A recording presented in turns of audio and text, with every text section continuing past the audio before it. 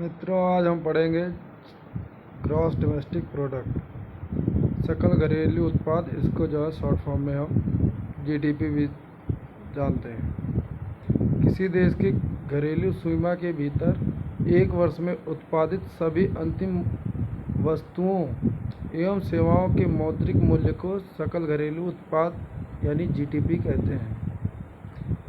सभी घरेलू उत्पाद, सकल घरेलू उत्पाद का मतलब सभी घरेलू उत्पाद। देश में विदेशियों द्वारा अर्जित आय भी इसमें शामिल होती है, किंतु प्रवासियों की आय शामिल नहीं होती है। जीडीपी की गणना का आधार वर्ष 2011-12 कर दिया गया, ये जनवरी 2015 से। Ministry of statistics and programme implementation इस डाटा को जारी करता है। जीडीपी दो प्रकार की होती हैं, रियल जीडीपी और नॉमिनल जीडीपी।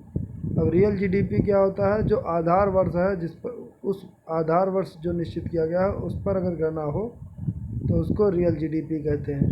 जैसे हमारा आधार वर्ष 2015 में जनवरी में माना गया 2011-12, तो उसके आधार पर अगर हम गणना कर रहे हैं तो उसको हम रियल जीडीपी कहते हैं। और नॉमिनल जीडीपी क्या होता है?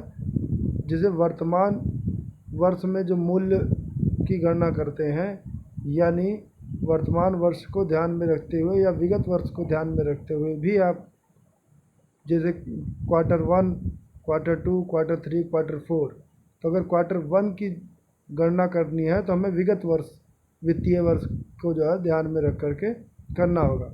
और Q2, तो इसमें भी जो है Q1 और पिछले विगत Q2 से लेकर के Q4 तक के गणना करेंगे, तो वो है नॉमिनल जीडीपी।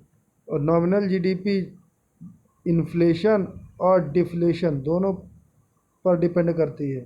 अगर हो सकता है इन्फ्लेशन ज़्यादा हो तो नॉमिनल जीडीपी बढ़ जाएगी, इन्फ्लेशन कम होगा यानी डिफ्लेशन होगा तो जीडीपी कम होगी, नॉर्मल जीडीपी कम होगी। जैसे कि आप देख सकते हैं, इस वर्ष जो वित्तीय वर्ष है, फाइनेंशियल ईयर 2022 टू 2023, इसमें जो प्रथम तिमाही की रियल जीडीपी है ये 13.5% है, और ये जो है पिछले वर्ष 20.7% थी।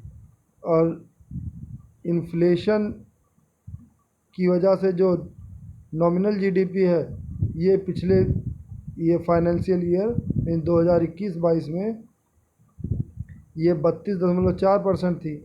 और इस बार nominal GDP Q1 financial year 2022-23 में Q1 में 26.7% है।